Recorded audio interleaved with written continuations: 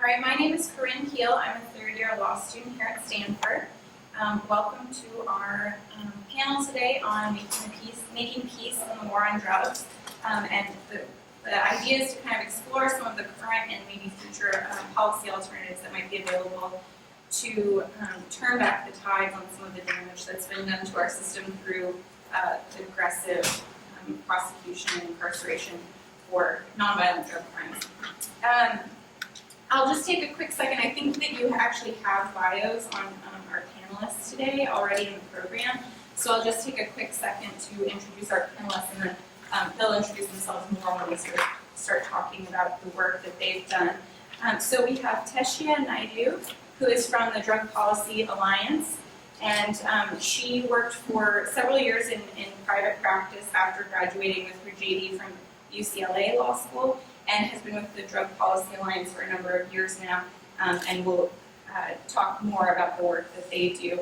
And then we also have our very own Professor John Donohue, who has done extensive law and economics research and policy analysis on many issues in and out of the criminal justice system, but including research on drug policy, of course, but gun violence, the connection between criminalization and legalization of abortion, which is really interesting research some of you have seen.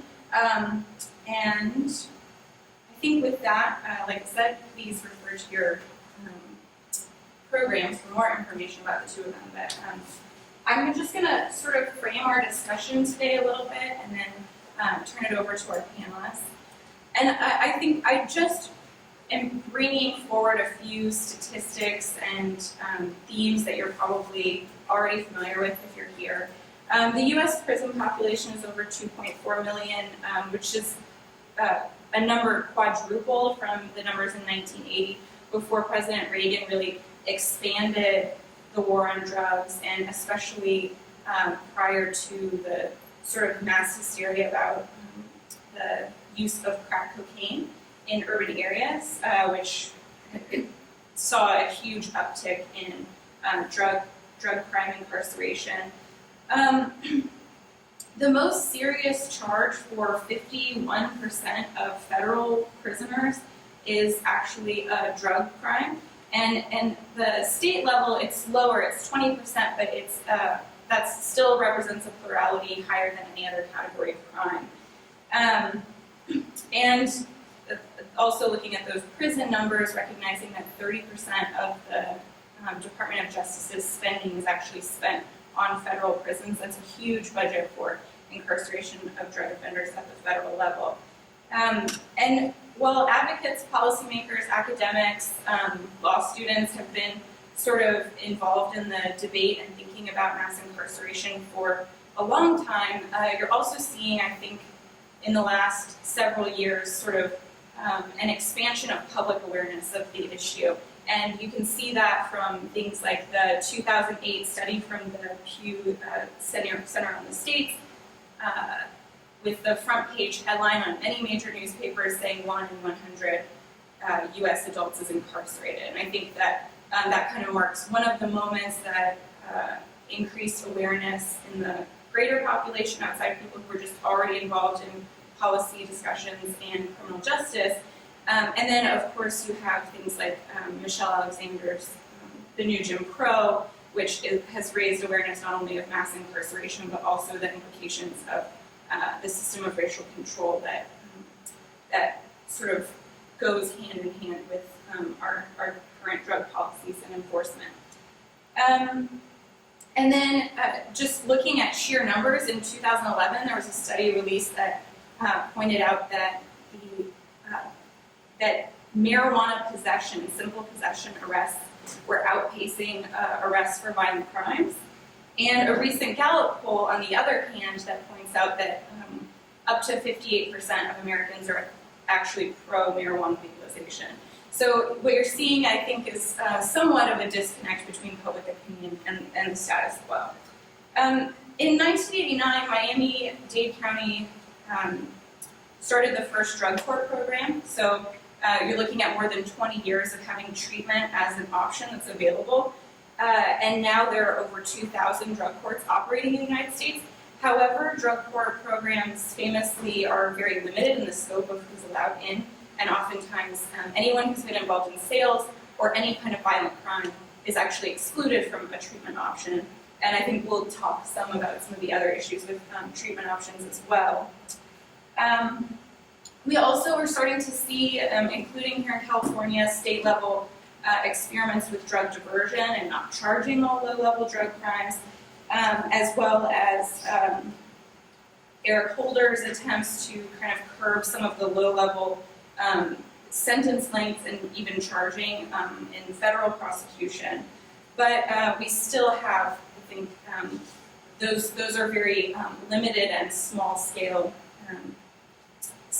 solutions. As with the legalization of marijuana, even though we have states moving forward and taking that tack, that's still a sort of a very limited scope in the change of public opinion, I think. And what we want to kind of look at today is looking beyond marijuana and looking beyond drug courts. What are some of the ways that we can actually change the tide and roll back the war on drugs?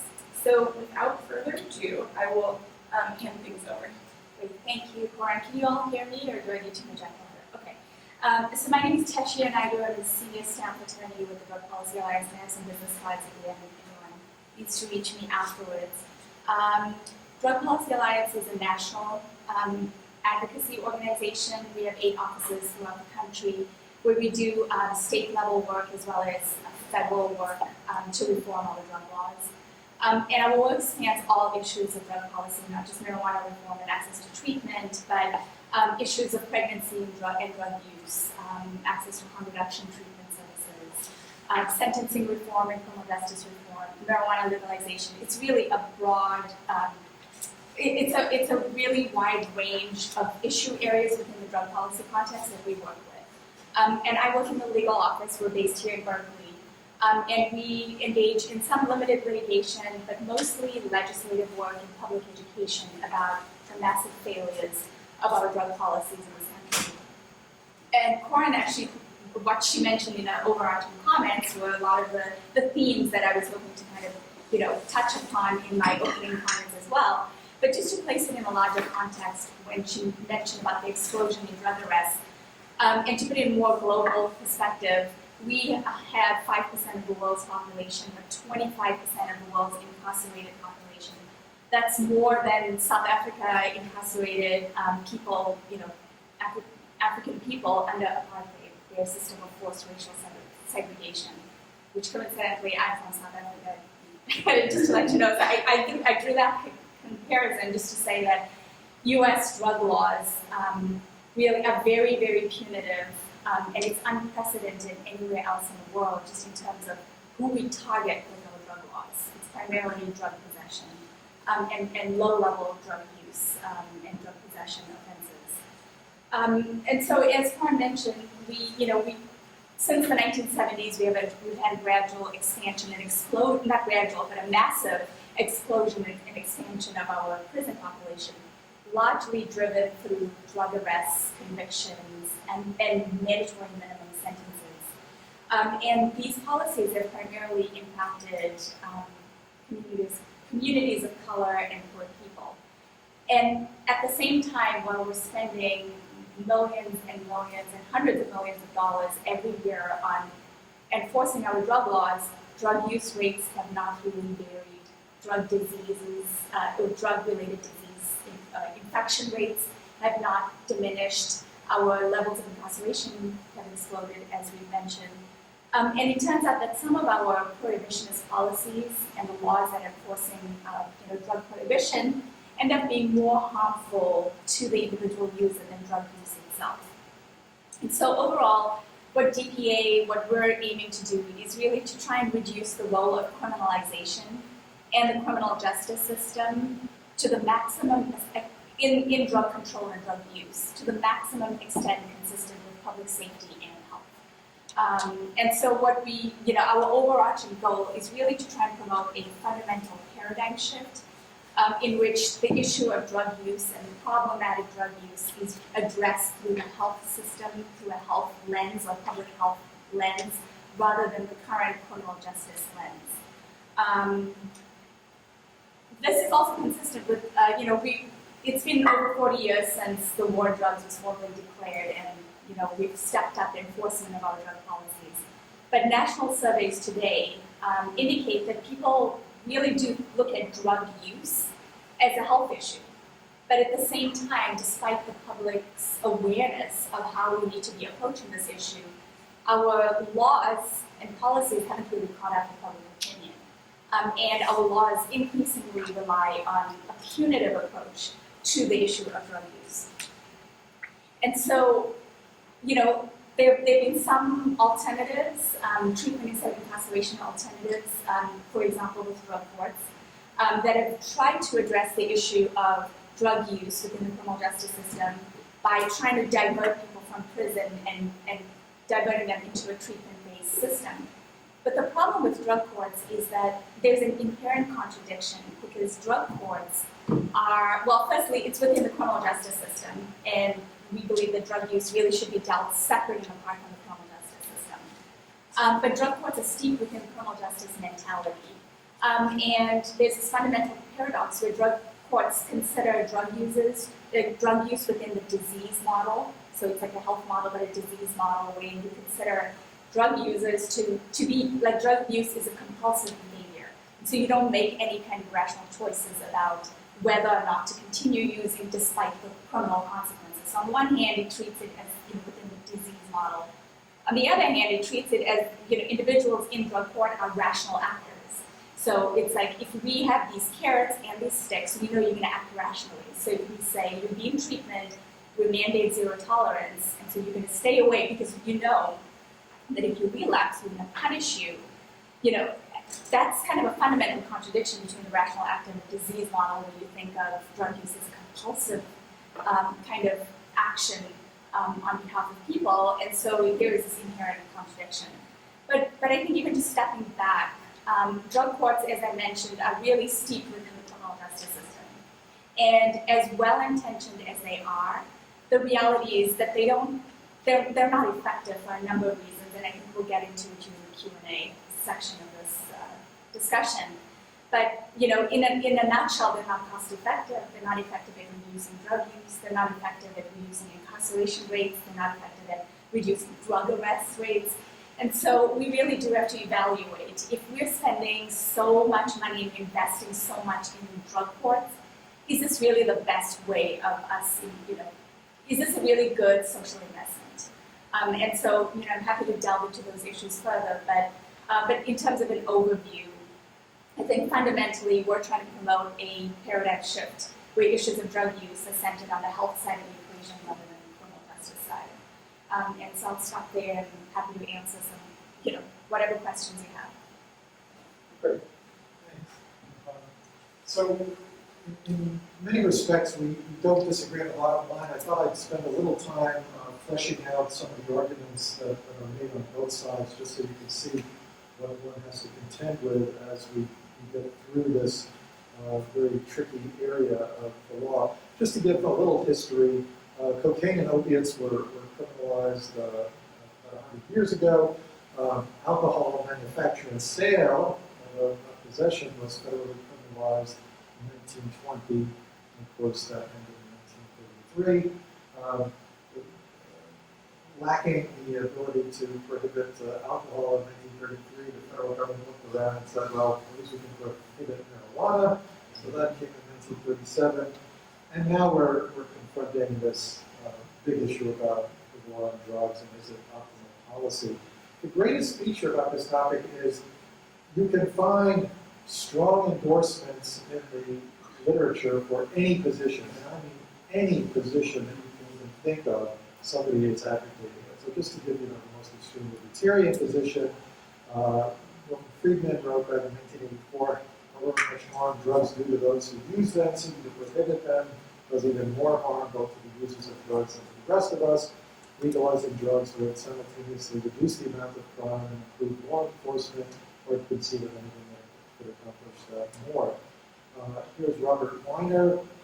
This was Clinton's White House National Drug Policy Officer. Drugs have not won the war with a comprehensive anti-drug strategy in place involving foreign policy, enforcement, education, treatment, prevention, and media. America's overall drug use has declined almost by half over the past 3 decades.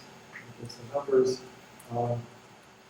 The source of much of the former high violent crime, crack, is down 70%. We want to go back.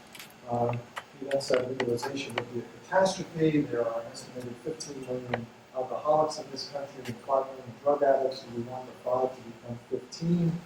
Parents, police, and American people know that taking away the incentive of the normative power of the law would increase drug use and related car crashes, school dropouts, work absences. This is why the law has remained in place. And then it says hospital emergency rooms would be flooded, crime would return to the high levels, domestic violence and rape would go up. The majority of arrestees in 10 major American cities recently tested positive for illegal drugs, a remarkable indicator of the link between crime. So you see that today you'll hear a lot about legalization and moves away, and that is my position. But if you make that argument, there are very strong forces that say, if anything, we should fight a tougher war on drugs than we're doing. So these are some of the numbers that Weiner was alluding to, that we do have 15 to 18 million serious alcoholics, 18,000 drunk driving deaths each year, roughly 5 million who abuse illegal drugs, and about 500,000 in prison. So you can see the number of lives damaged either by the use or the attempted effort to stop the abuse are tremendous. And even for drugs that are totally legal, massive deaths occur from the use of tobacco.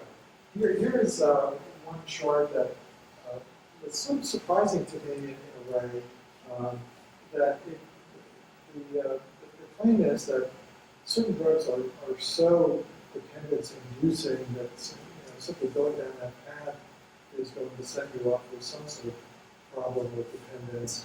And of course, tobacco is renowned to be one of the most addictive drugs, even more so than heroin. Alcohol is essentially harming about 15% of the people who go down that path.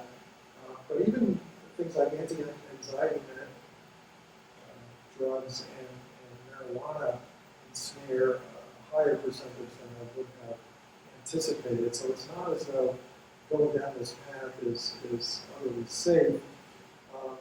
But I think that part of the answer to people who think, well, people will make the right choices are provided by Kleiman and Schottenfeld and others. When we choose to use drugs at age 18, you're not thinking about all of the implications down the road that it could hurt your child down the road. Or Schottenfeld stresses that the sort of love relationship between parents and child is sort of a hallmark of the survival of our species, and addiction can supplant that. So there are clearly factors, especially when you're bringing that parent-child relationship, that makes drug use a source for serious concern.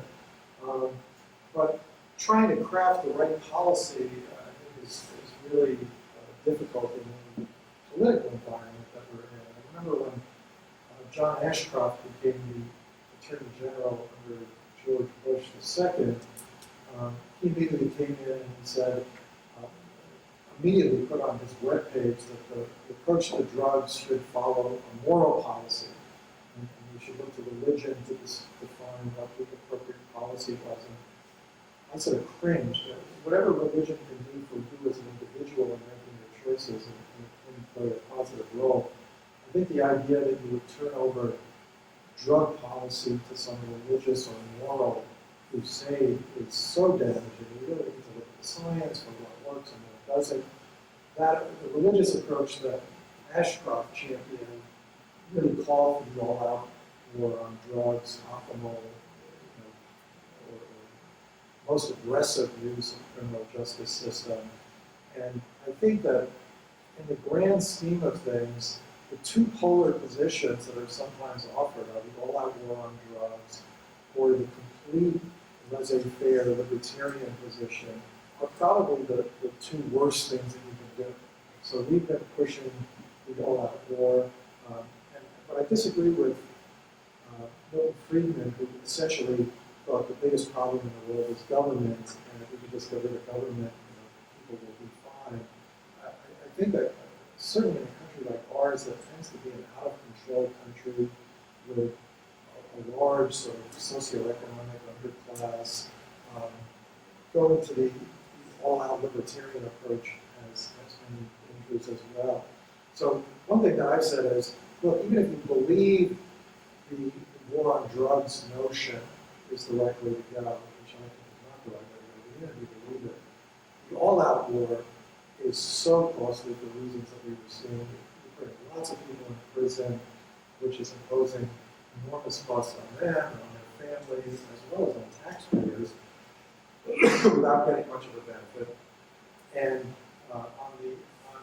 so on the one hand, even if you believe we need the criminal justice involved in a big way, you should really be talking about massive pullback from that approach, because the cost of incarcerating so many people are so high. On the other end, I do think that a number of European countries are sort of moving in the right direction. Portugal has gone to quite an extreme of legalizing everything, but having a very significant harm reduction strategy in place. And that's probably a smarter way to go. Whether we're at that position, whether we can get there or not is another matter.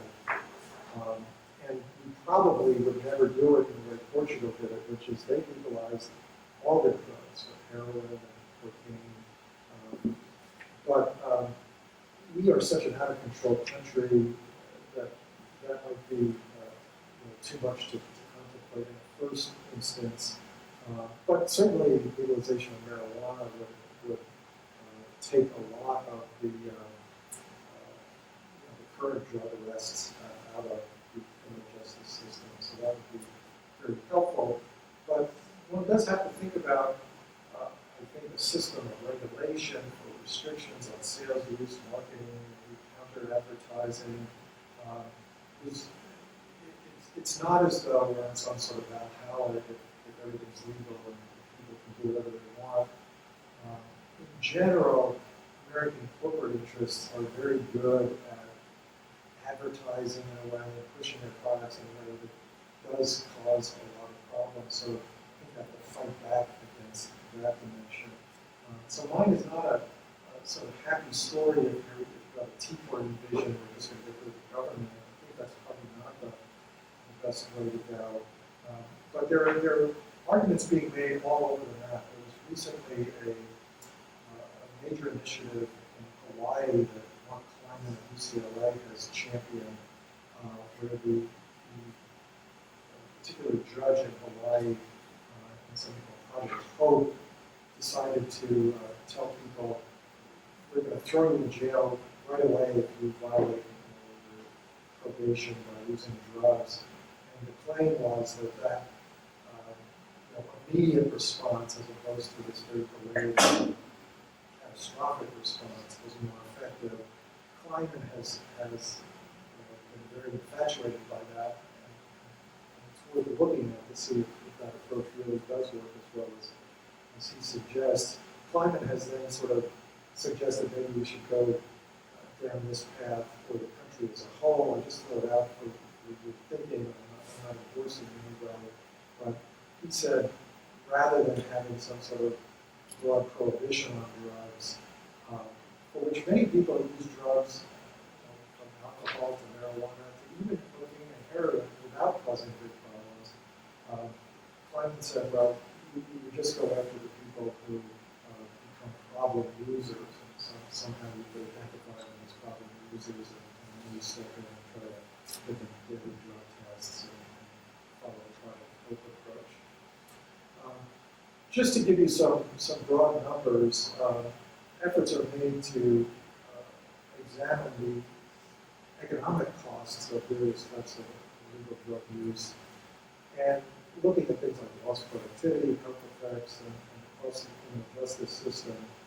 And you can see that in this sort of bottom line here, that the costs are quite large in terms of billions of dollars for illegal drugs, alcohol, and smoking, but they come in different ways. A lot of these costs for illegal drugs are the cost of locking up people and having this very extensive effort. Presumably, you get more of the treatment costs if you get rid of the illegal drug prohibition costs. But notice that 59.6%, so roughly 60% of the costs of illegal drugs in those estimates were the crime-related costs, and over 2/3 of those crime-related costs were from lost productivity of those incarcerated. And so that's what led me to argue right off the bat, even if you believe, and much of the country is, at least much of the political elite of the country is still very tied to the war on drugs and consumption, but you could reduce a large part of those costs if you just pulled back dramatically from locking up so many people. The health costs of the illegal drug use are quite a bit lower at current levels of consumption, so that becomes the trade-off. You certainly want to pull back from locking up all of these people, which is really a costly and damaging enterprise. And then you need to find some way to step in and provide the treatment and prevention efforts to keep the costs of drug use from going up. I just want to give you the numbers that Weiner was talking about, so you can see all numbers on illegal activity are always come with a certain caveat, because you have to trust that people are going to be willing to tell you what they were actually doing. But notice the top line is any illegal drug use, and the line just below it is marijuana use. So you can see that almost all illegal drug use by 12th graders in the U.S. is marijuana use. But what Weiner is taking credit for as a result of the prohibition policies is the drop from what we saw at the time when I was in law school, when marijuana legal drug use was a lot higher from what it is today. So that's what he argues is the result of this tough war on drugs. But there are a couple of things to note. For example, Weiner draws a lot of conclusion from this, that during the Reagan era, drugs were falling, and then the more liberal Clinton era came in and they went up. I don't know how much to believe of that. This was a campaign of just say no to drugs, and it might have influenced people to just say no when they were asking you to use drugs. So you have to be a little careful about that. But here's something that I think is actually quite telling. So this is two legal drugs also experienced the enormous drop in consumption for 12th graders. So I think Weiner is somewhat either insincere or not accurate in thinking that all of the benefits of illegal drug consumption percentages have emanated from the war on drugs, when the legal drugs, which were not subject to this war on drugs, also experienced very substantial benefits. And so I think what we need to do is look at what we did for alcohol and cigarettes and apply some of those policies. And there were an array of policies implemented. And if you can get reductions of this measure through these regulatory and tax approaches, it's a much more humane way to do it. And I just put together the numbers for marijuana and cigarettes, and you can see that we ended up with roughly the same drop in usage, one driven through a criminal justice enforcement mechanism, one driven through taxation and restrictions on sale and use. And the reduction that you got from cigarettes was a lot more humane way of curtailing consumption. So I think the answer to Weiner is don't take credit for reductions that we see in illegal drug use as being a product of the war on drugs. If you can get the same benefit through other ways, it's a lot better. Let me just conclude by saying something that is, of course, a huge part of this complicated story. And in my view, there's something extraordinarily immoral about setting up society and saying there's an enormous demand for illegal drugs. That demand has to be supplied by someone. Who's going to supply it? It's evidently going to be the people at the lower end of the socioeconomic scale, and those who don't have as many opportunities in the legal economy. And so they are then supplying the drugs through the really hundreds and hundreds of thousands of people who have to work to supply America's demand for illegal drugs. And then our society comes down so hard on them and puts them in prison and racial profiling problems. And I think that is a huge moral failing of the country in a way to impose these burdens on the people at the low end of the socioeconomic scale and present with racial implications. And this battle is being fought all across the country. I'll just close by noting that the whole war on New York's stop and frisk approach, which the judge ruled in August was unconstitutional, and yesterday the Second Circuit stepped in and removed the judge, is essentially a battle about the war on crime, the war on drugs, and its racial implications. And it's an extremely contentious issue, but one that is damaging to society in many respects. I think part of the problem could be summed up in one phrase, and I'll stop, which is that so much of American policy is driven by this sense of the we are the good people, and the other are the bad people, and you can't hammer the bad people hard enough.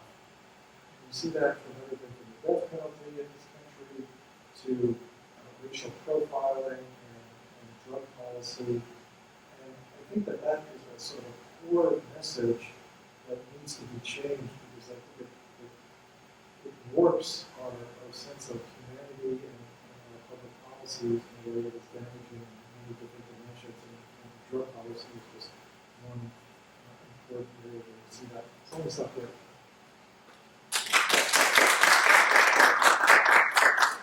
Well, since we have kind of an intimate group, I have some questions prepared to kind of moderate the continued discussion. But I was going to ask my questions first and then kind of hand it over to the group. But I'd actually rather just allow you to go ahead and interject questions as we go.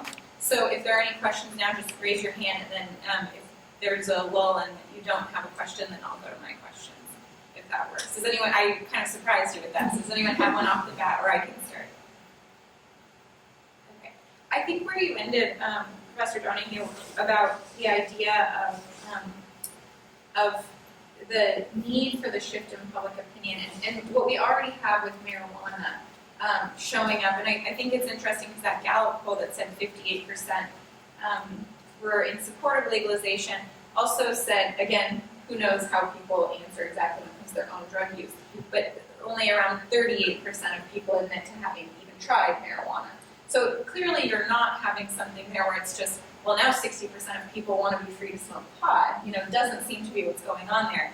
And I heard an interesting observation. This was from a judge. I'm from Kentucky, and we have a drug court program there. And actually the judge who started the drug court program was talking to her about the change in public opinion.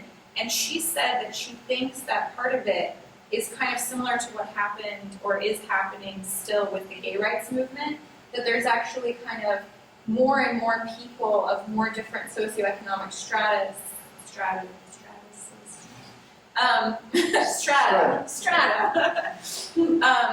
who feel now that they know someone whose life has been impacted by drug addiction or abuse, or even if the person's life maybe wasn't completely derailed, they've had interactions with the criminal justice system that have then taken the place of the drug in pushing their life off the tracks. And so I'm wondering if there's any sort of evidence, or if you have any thoughts, either and both of you, on whether that's claimable. Well, I mean, I think the issue of marijuana is becoming more of a mainstream issue, and certainly the Gallup poll kind of supports that.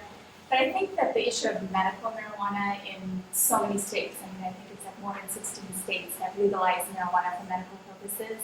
So I think that also plays a role where even if someone doesn't personally smoke marijuana, consume marijuana, they might know somebody who gets a therapeutic benefit from using marijuana, and so as a result of seeing the therapeutic nature of marijuana for loved ones, friends, family members, etc., so they might be, that might help with the shifting consciousness about how marijuana is dealt with in this community. And then another factor is it's Corin, right? Correct. Corin mentioned is, the fact that maybe, a lot of people know of someone who might have been arrested or terminated from their employment or lost their children as a result of marijuana use, and just seeing the injustice of, one's choice of drug driving so many harsh consequences that an individual might face.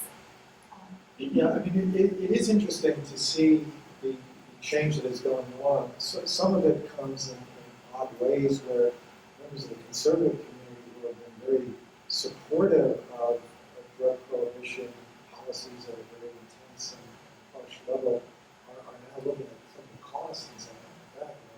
You realize the great public works project of the 50s and 60s was the interstate highway system, and the great public works project in the United States since then is building prisons.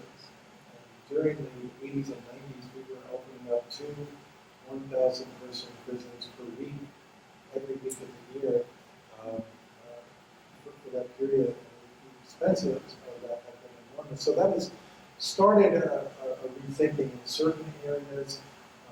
And I think the analogy to the gay rights arena is an important and telling one. In 1967, the Supreme Court issued a decision saying that U.S. immigration policy, which at the time was working on a mandate to exclude homosexuals and other sexual perverts, the Supreme Court said, yes, homosexuality fell into that category and therefore was an appropriate basis.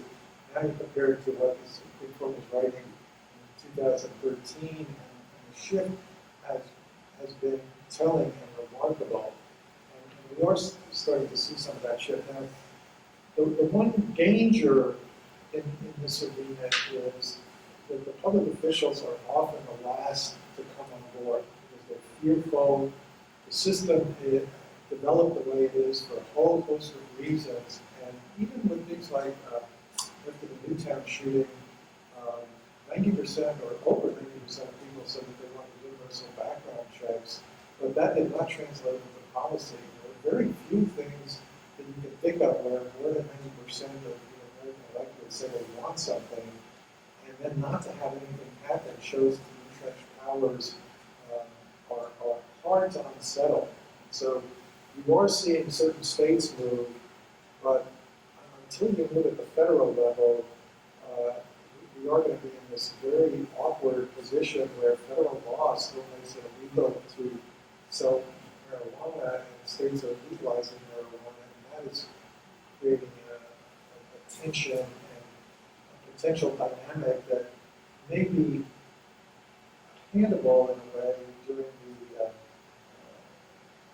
Obama administration, but imagine what the Ted Cruz administration would do in that arena. So much work needs to be done, but I think public opinion is moving in the correct direction. And I would like it to maybe think more broadly. If one can see that coming down so heavily on people whose lives are already difficult, it is not just a question about drugs, but a broader question of how we deal with difficulties in our society through humanity rather than through punitive measures. I think that would be a good message for the criminal justice system more broadly.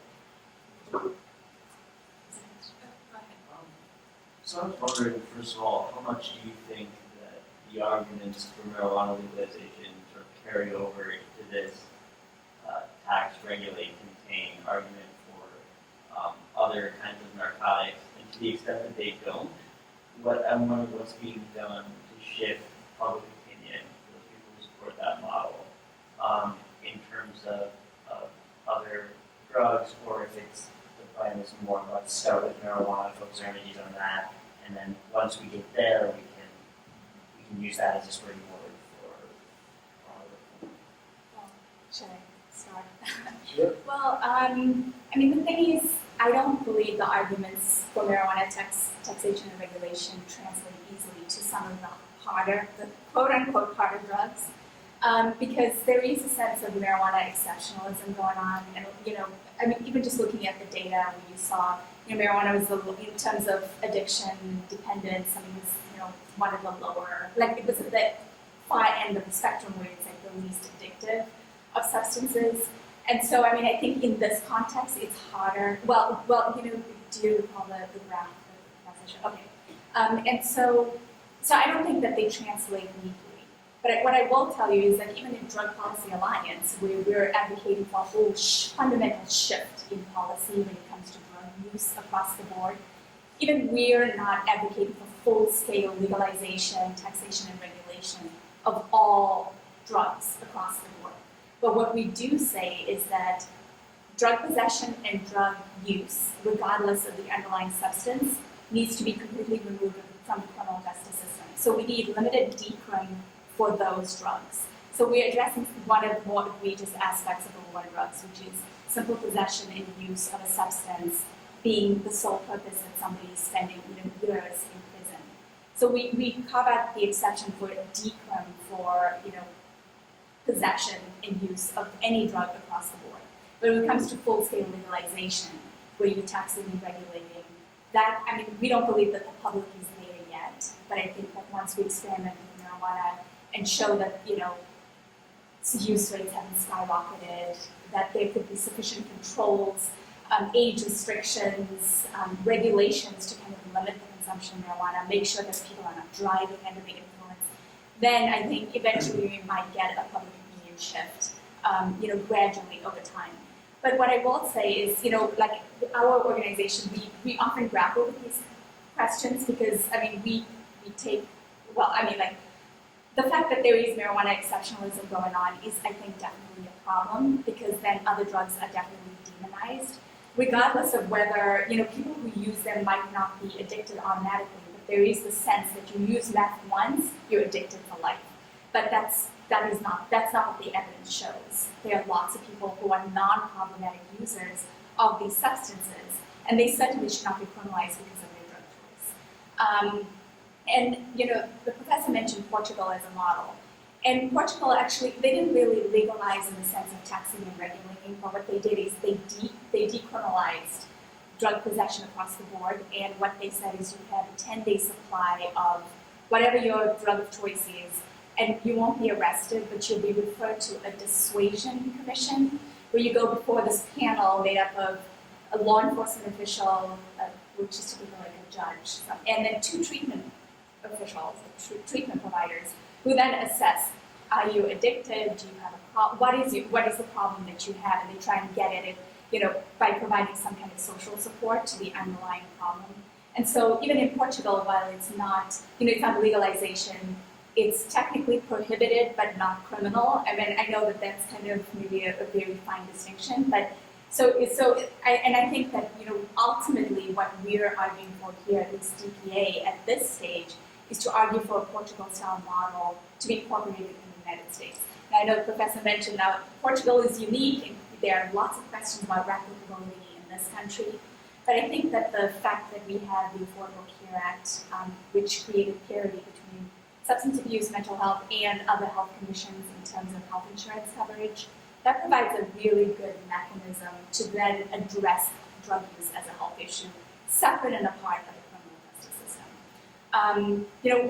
What we found, certainly with drug courts, and I know we'll get into that in a minute, is that drug courts, and also just typical criminal justice interventions for any kind of drug use, is that anyone who's perceived as having a problem, or if there's a perception that the person needs treatment, right now what we're doing is using our criminal justice system to then get them diverted into treatment. And that's a completely ineffective but very costly way to then assess a person's treatment needs. And so, I think Portugal provides a really good model to try and explore some alternatives. But getting back to your original question, I think at this stage, I don't believe it translates nicely just because of the exceptionalism issue and the demonization of some of the other drugs. But I think eventually it might provide a good model. And then the last thing I'll just say is there are models abroad in Europe, for example, in heroin-assisted treatment. So there are some people who are so addicted to heroin that despite the criminal consequences and the way their lives are impacted by heroin use, that is not swaying them in terms of their heroin addiction. And so in those countries, Switzerland and I believe Canada started a pilot program and a number of other European countries, they actually prescribe heroin to those problematic drug users. And what they found over time is that their lives stabilized and eventually they start, some of the users started weaning themselves off of the drug. And what they found is when they were in the black market, it was this lifestyle issue where they it was just part of the lifestyle of seeking heroin and getting their next fix. And they, got caught up in this criminal underground, so to speak. And so for those group of people, providing a prescription for heroin and it's maintained and overseen by a medical professional has been very effective in those countries at addressing the heroin issue. And then, related disease issues of sharing needles, HIV transmission, FC, all of these bloodborne illnesses as well. So there is a model for some kind of regulation and prescription of harder drugs to people who are addicted to them, but I think immediately I don't think there's an immediate connection. Yeah, great comments. I was struck looking at the Portugal experience that they were able to bring heroin addicts into the sort of mainstream of life. They were working as neurosurgeons, but they were working as parking lot attendants and had reasonable lives as opposed to their lives in the scenario of criminal threat of incarceration.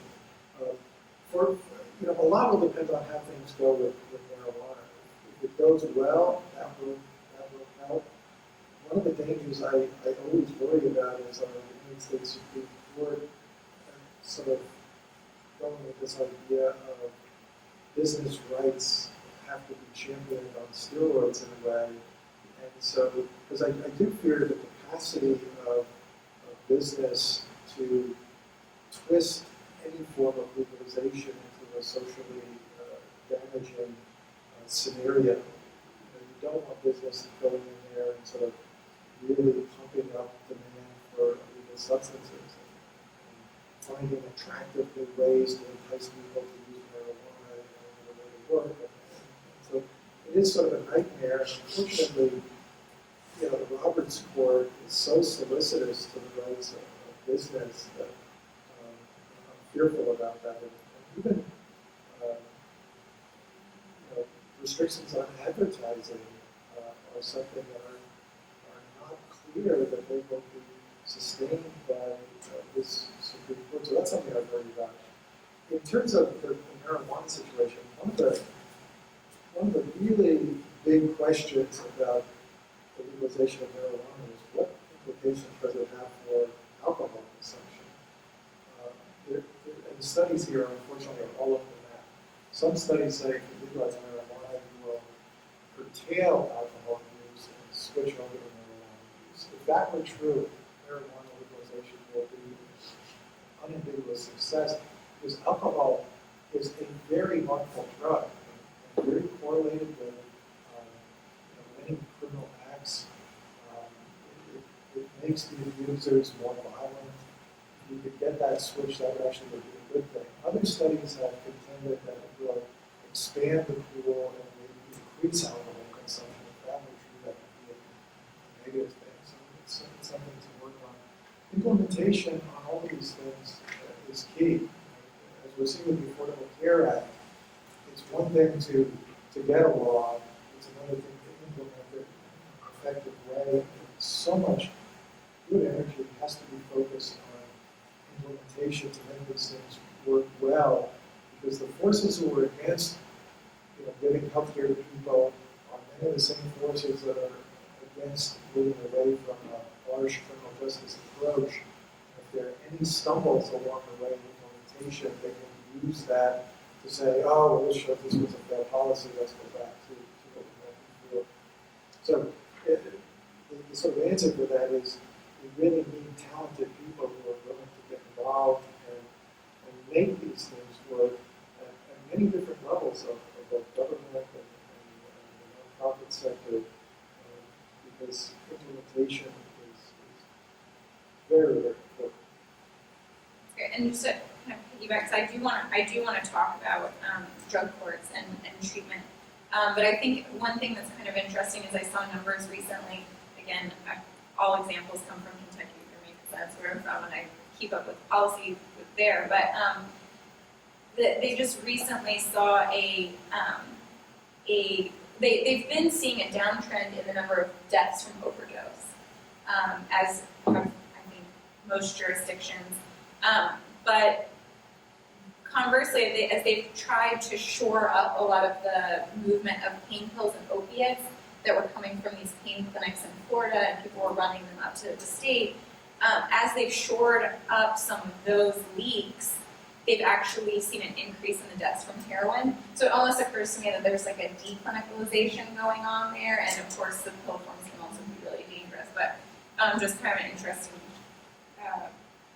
mirror image there. But I do want to talk about treatment programs and I think you did a really great job in your introduction setting up this juxtaposition of using a disease model but still keeping this very adversarial position between law enforcement and drug programs. And then again, you talked about cost effectiveness and just looking at sort of political viability. There are some drug programs that have seen reductions in recidivism, but they tend to be the ones that are really spendy, and they're taking a more comprehensive approach, I think. And so I wonder if there is some way to make mandatory treatment or treatment penalties part of a criminal justice system as a stopgap measure to sort of decrease incarceration on the way to a less, punitive model. If you have any thoughts on that. I mean, my initial reaction would be if drug use is a health issue, then we should never have criminal justice intervention to try and address that issue. I mean, what we need is treatment on demand. We need, the problem with some of these criminal justice interventions is that they suck up all of the resources, the treatment resources. And so people who are in the community and are not arrested, but want treatment, they have no access to treatment because all the treatment slots are taken up by those currently occupying the criminal justice system. And so we shouldn't have to have, a punitive criminal justice will arrest you in order to get you into treatment type of system. I mean, it's very costly. It's also, it ruins people's lives. It saddles them with lifelong consequences of having a conviction. I mean, in California, we have a felony for simple possession of drugs. So at the end of the, a minute amount, like the tip of this pencil, somebody is caught with possessing that, 1 rock of cocaine. They could face up to 3 years in state prison for one possession of such a small amount of drugs. And so it's just, I understand what you're saying because we're operating within the current system. So the question is, what kind of incremental changes can we make in the meanwhile until we can then facilitate this huge paradigm shift? But I just feel like sometimes when we're caught up, even the Obama administration, when in their national drug control strategy, they're kind of promoting this new health approach. We're gonna incorporate a public health approach to our drug policies. But their public health approach means we're gonna fund more drug courts. But without evaluating that, is drug court really the most effective policy for addressing this issue of drug use? And so I think that while we can have a conversation about improving treatment within the system, I think we also need to step back and establish really, and we're starting off from the point that this is a health issue. And so why is it that it's not doctors that are making the decision, but judges and lawyers and law enforcement or making a decision about how a person needs to, enter treatment and what kind of treatment modality is most effective. And then that kind of takes me to, one of the critiques about drug court is just, it's called therapeutic jurisprudence, but the reality, is a judge really trained to make therapeutic decisions? Is a judge really in the best position to determine if a heroin addict should be on methadone, which is, a key treatment for people who are addicted to heroin? A lot of drug court programs prohibit anyone from using methadone. They have a complete zero tolerance policy. And so when you have a drug court program, you're actually setting people up for failure, assuming that they are truly addicted, because addiction is a chronic relapsing condition, and drug use is actually an expected part of the recovery process. And so if you're in a drug court program and somebody tests positive and they relapse, in the drug court program, that's an opportunity to punish them somehow.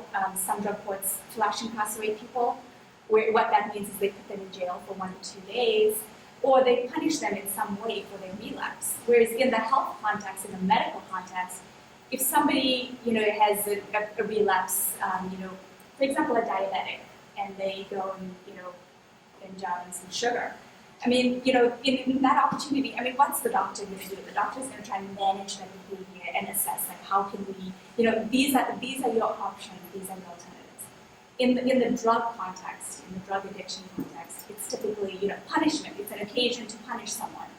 And it's just kind of it really is in stark contradiction to the medical model, where if somebody relapses, you're just going to be met with more intensive treatment rather than punishment. And so that's where there's this inherent contradiction, because the drug court, therapeutic jurisprudence is trying to treat this medical condition in a very punitive model. And I think it's completely ineffective. I just want to chime in. One other thing we haven't mentioned, which is also a factor in certain states, is that a number of states try to disenfranchise those who have convictions, in part because there's a tight link between minority status and voting for the Democratic Party. So if you can throw some of those people off the voter polls in these close electoral states, it can skew things in the direction of Republicans. And that's another factor that leads to this criminal justice model, which I think argues for taking it away from the criminal justice system and those arenas, because once again, I think it's a moral failing of our country to see policies put in place to throw people in jail or make them felons so that we can deprive them of their voting rights, so that we can get policies that we want. I think that's a sort of a frightening fact of life in certain states in this country. So, as we take away control of how we deal with drug use and drug crimes, turn it to a more medical arena, we have to contend with a lot of forces that we touched on that currently control the legal show. And I imagine whether incremental or sudden, there will be a lot of people very upset, and for good reason, I can see a lot of empty buildings and respectful job loss. So how have you seen what's been hanging out with law enforcement and drug, and what do you envision going from now? Do you see them as partners, or is it just going to be a shadow? Just give one story on this. I was once asked to give a talk at the Oklahoma Convention for State Goals, and I was going to speak about incarceration. And I gave an approach that I be over-incarcerated in this country to a great degree. And I was speaking on a Saturday, and there were 2,000 people in the hall. I couldn't believe that we get that many people when we talk about incarceration. And this talk went over horrible. There was no enthusiasm for this message at all. And I'm wondering, why is it, usually there's some resonance. And so I went out into the audience afterwards, and all these individuals. We're passing out cards for prison construction firms, prison architects, for union, prison guard unions and stuff like that. And so there is this now prison industrial complex that is a force to be reckoned with. And again, that is sort of perverting policy in a big way. So I'm very concerned in many respects about the ways in which that can drive policy, the ways in which if you go down the legalization path, businesses will step in and set up models to promote excess consumption in a way that would be damaging. And what the Supreme Court's role will be in all of this. For years, McDonald's has been pushing, Big Macs and people stuff, and so you know that people eat more of that food than they should. And I worry about the business response to consumption of harmful substances. And it's a general problem in this country. Part of the reason why gun policy is so hard to make in this country is that the economic interests behind selling of guns are very powerful, and they push their agenda in very strong ways. It's hard to get gun regulation that makes sense, even though in countries that are very similar to us in many respects, like Australia, where they did not have a domestic gun policy, they were able to make moves that really are unthinkable in this country.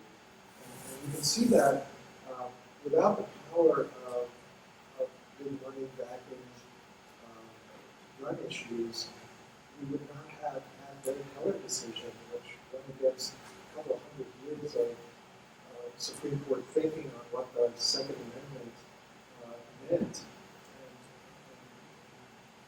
These things shape big forces. Probably George Bush would not have become president in 2000 if Clinton had not pushed for the Brady Bill and some of the gun regulation approaches that he endorsed, because Al Gore lost his home state of Tennessee in the 2000 election. If he had won that home state, he would have gone the other way, then he would have gotten the 2 votes that led to the 5-4 decision in Heller. And so these issues that we're talking about have an enormous impact for not only the U.S. but the world, because the battles that shape around these issues will influence national elections. And then think about how much the world would have been different if Ford had won in 2000 versus Oh, sure. Go ahead. Okay, so a couple of issues. I mean, with the prison industrial complex that Professor Donovan just mentioned, but there's also another issue of private prisons. And in California now, we're expanding private prison capacity, in response to the U.S. Supreme Court decision and the 3-judge panel to reduce overcrowding. And there was a recent report that I would encourage all of you to check out, is that a lot of private prisons have contracts with the localities to maintain quotas for how much they need to, the occupancy levels.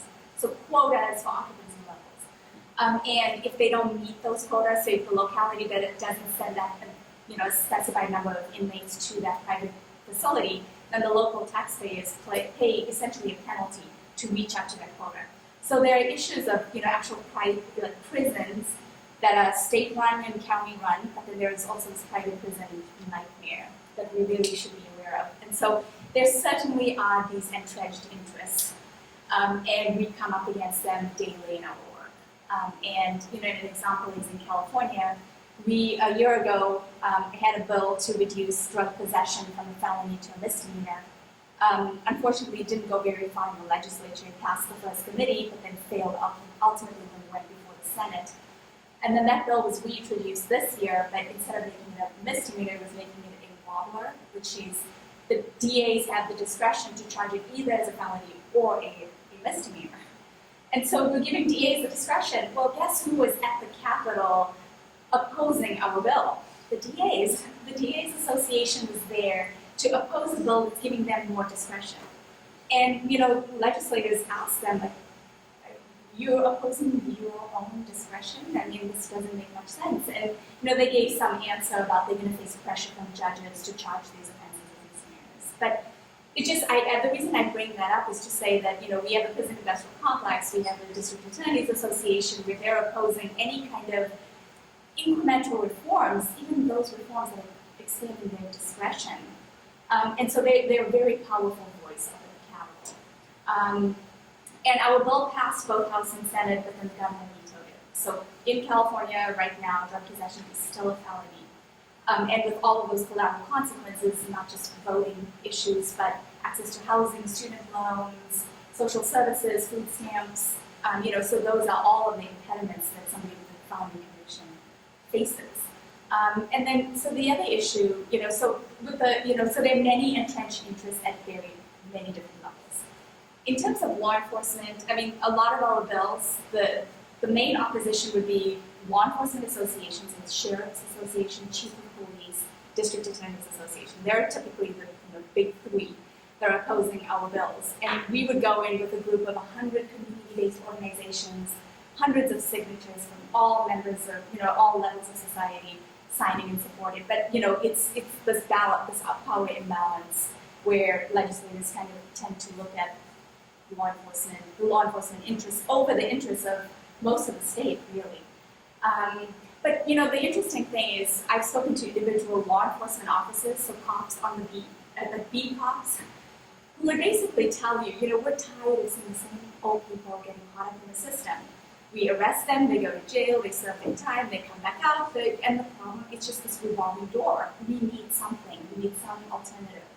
And I mean, I wish the DA from San Francisco would have been here because they could share some of that perspective where, they're tired of seeing the same people going through the system all the time, and it's, they see how ineffective our current system is. And so when you speak to individual officers, you do get the impression that they too want something different, but they have to enforce the current law as it's drafted.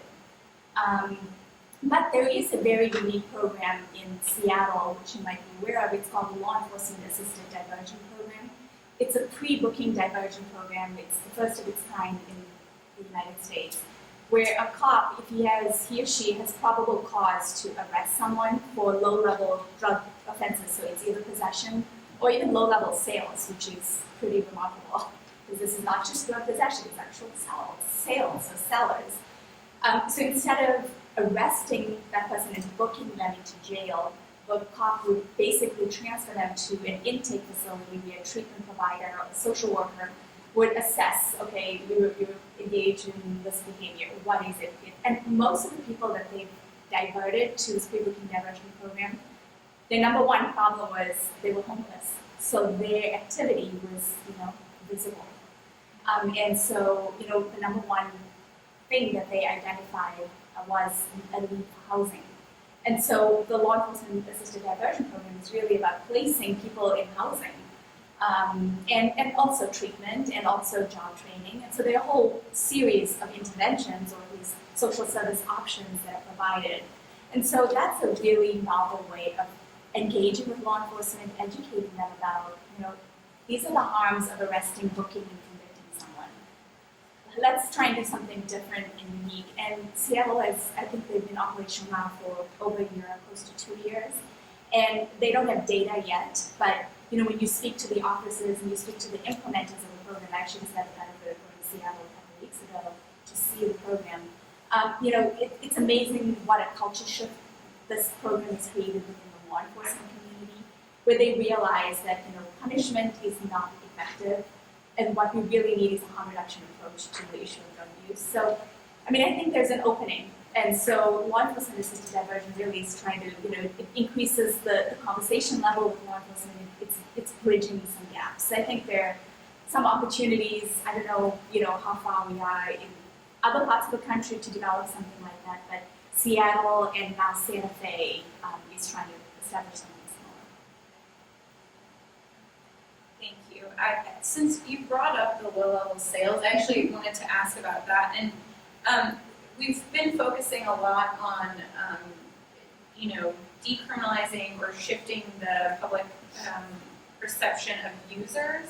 But I think in your introduction, Professor Donahue, you talked about the actual, this underclass of people who are providing drugs by dealing drugs. They're economically driven crime.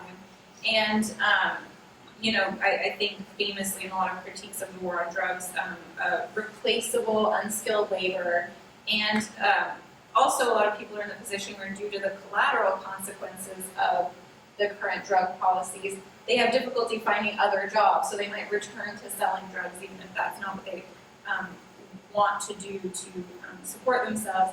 And so, I find myself kind of questioning what can be done about the economically driven drug crime short of legalization, and is there some kind of middle way, and where do you draw the line without legalizing drugs, looking at, I think certainly we have in our imaginations these drug kingpins in other countries who are smuggling, and we have these large level distributors who are making lots of money. We have I think, a cultural imagination about the economics driving the drug policy, or the drug complex, in its own right, the underground black market. But so any thoughts on how those economic incentives to be intact? Let me just say one thing. The U.S. Pushed through an international treaty that we got almost all nations to sign that would make it mandatory, that it would prohibit the sale and criminally enforce that prohibition. And so it's interesting that Portugal, when it went to its current program, did not move away from that ultimate criminal prohibition, in part because they didn't want to be in violation of the international treaty. And so,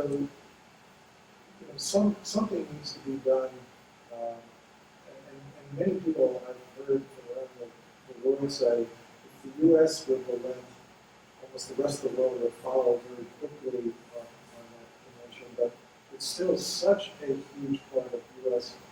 policy. And I thought your comments were right on. So many prosecutors today are more enlightened, and you can see people trying to come out in a better place. But the one thing that you see, if you look across the broad sweep of prosecutors around the country, wherever there's a power, some prosecutors are going to be abusing that. And I do think we really have to look at the criminal justice system as a whole and see where are the areas where the power is greater than the benefit that accrues from that power. We clearly need a criminal justice system. It's unpleasant work, but we have to enforce the criminal laws. But there are many areas where we don't have to give nearly as much power to the criminal justice system. And again, I mentioned the death penalty just because I've been working on the committee of death penalty for a while, and the judge just issued a decision in our case about 2 weeks ago, where the judge said, well, all the times we always witness had shown was that when blacks killed whites, they were treated more harshly and put the death penalty more. But this is where ambient unconscious bias and therefore not a matter of relevance to the courts. I was sort of shocked by that statement, but I think that's a big part of the war on drugs in a way. And you saw this actually in the New York Stop and Frisk case, where many of the stop and frisks and marijuana arrests, which are at a huge level in New York City, are driven by what the court said are this ambient unconscious bias. Now, they gave a remedy for it in New York, which is not going to return. But in Connecticut, they said, that's just part of life and you don't have to deal with that. But if you can take away criminal enforcement powers in the areas where that ambient unconscious bias is operating, I think it's socially beneficial. So I would get rid of the death penalty, first of all, because I think it serves no deterrent function. And I would cut back in the arena of drugs as much as one could to remove that discretion from the criminal justice system, because power is abused somewhere in the criminal justice system, however that's there. And if it's not generating some clear societal benefit, I think the best way to deal with that problem is to send it out. Okay. I have a follow-up question to that. I guess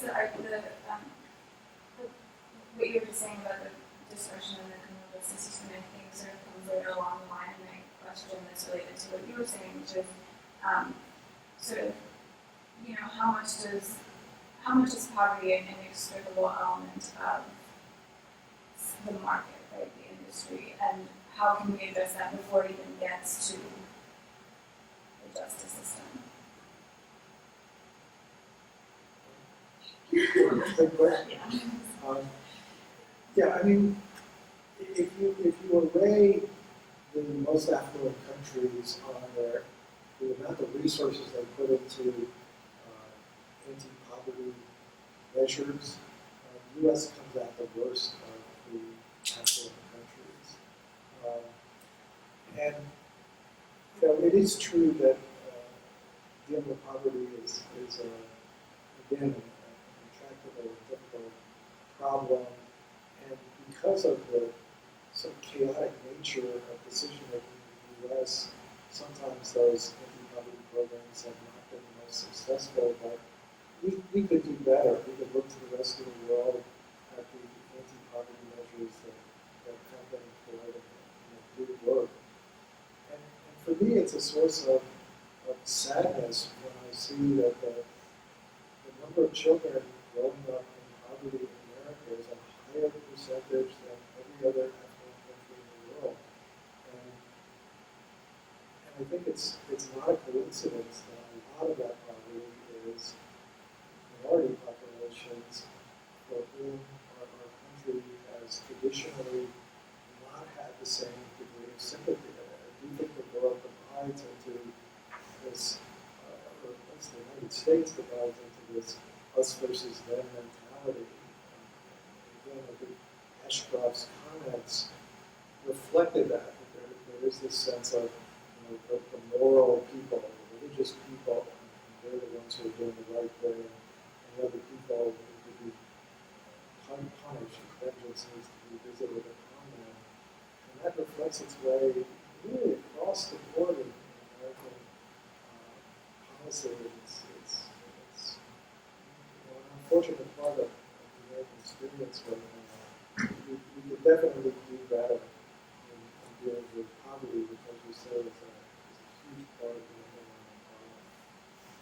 Just to quickly supplement what Professor just said, I mean, also if you look at where poverty is concentrated, as Professor just mentioned, and you look at how many kids in those communities have parents who are incarcerated and are being raised by extended families, and then you look at the broader issues of a lot of people in those communities don't qualify for food stamps or some of the social service net that a lot of people who might lose their job might that net. You fall within that net, but because of the criminal conviction history, they're ineligible for a lot of social services.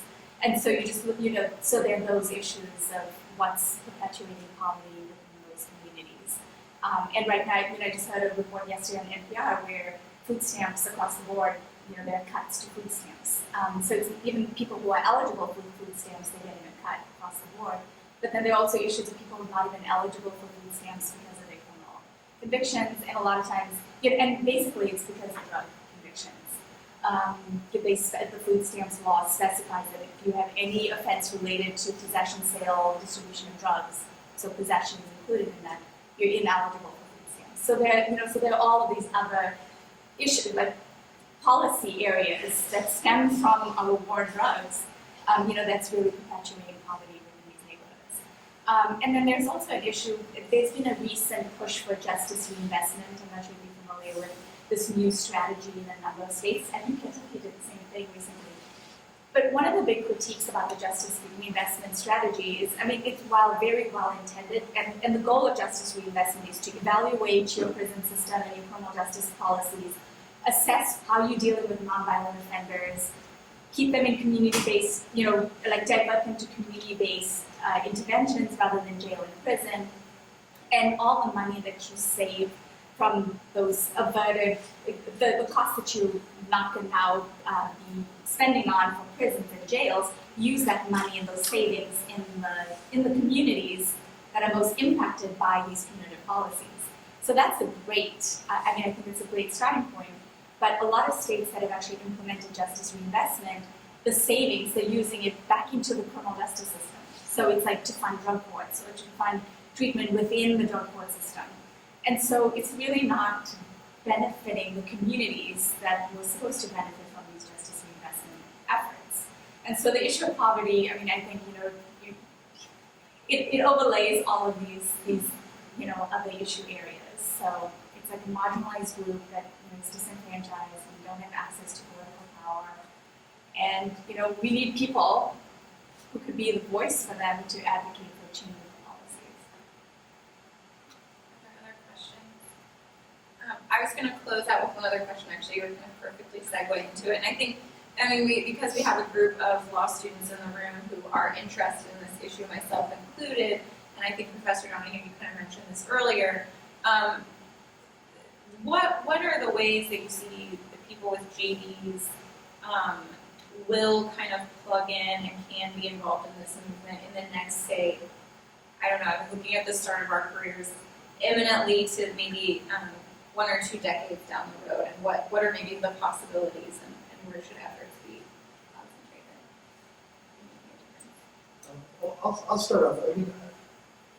Basically, the more I work in this general area, the thing I see is you need sort of enlightened, hardworking people sort of everywhere in the system. And that's from elected political office to the mayor's offices and governor's offices, to just staff attorneys and a whole array of arenas. And of course, judges and prosecutors. So getting involved in almost any dimension of the system has the potential to bring benefits. So one of the advantages of a JV is it does open up a huge array of different arenas in which your skills can be brought to bear. And there are obviously different payoffs for different types of approaches, but there's so many sort of social service issues and legal and policy issues and implementation issues that if you want to become the expert in a certain arena, I think there's an important role to be played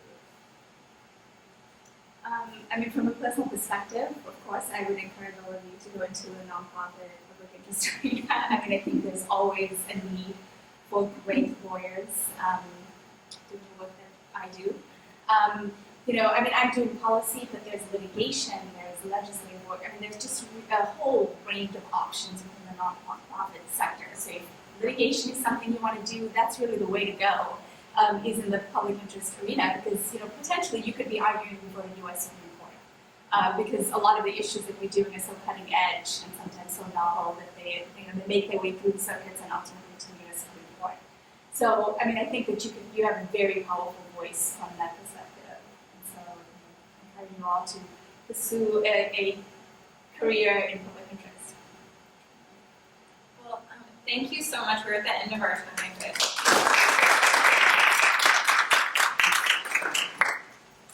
and then hopefully, if anybody else has individual questions, maybe Sure. And I have cards if anyone wants to contact me.